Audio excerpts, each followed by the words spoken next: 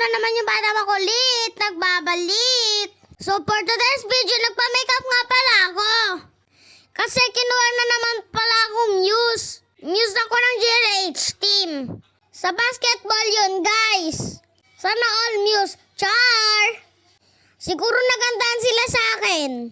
At yan na nga pala guys, mini-makeupan ako ni Ate Bubeng. Ito na yung pinaka-favorite ko, yung mini-makeupan ako. Ayan, nilalagyan niya na ng blush on. Tinatandaan ko guys yung mga ginagawa niya sa akin. Oh, may pa-contour pa ng ilong para tumangos. Kasi ilong natin medyo tapa. Char! At may bago na naman akong natutunan, ang pag-contour. Para tumangos ang ilong na pango. So yun na nga, nasabi ko yung tinatandaan ko yung makeup ni Ate Bubeng sa akin. Kasi nga gagayain ko yan, hehe. Siya nga pala yung nagipit ng buhok ko, ang ganda no.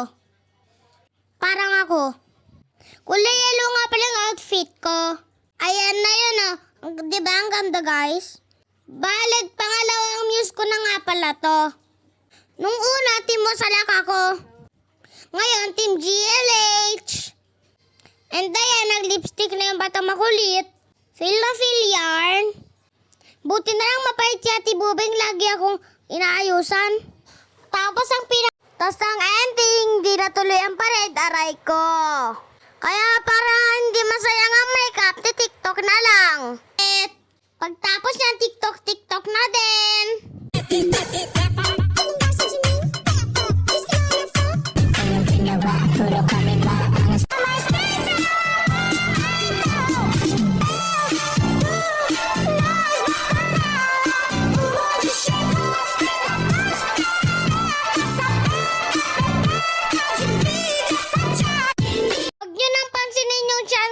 Busog lang ngayon.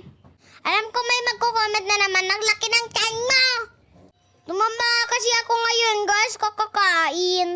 Parang binabayaan ako sa kitchen.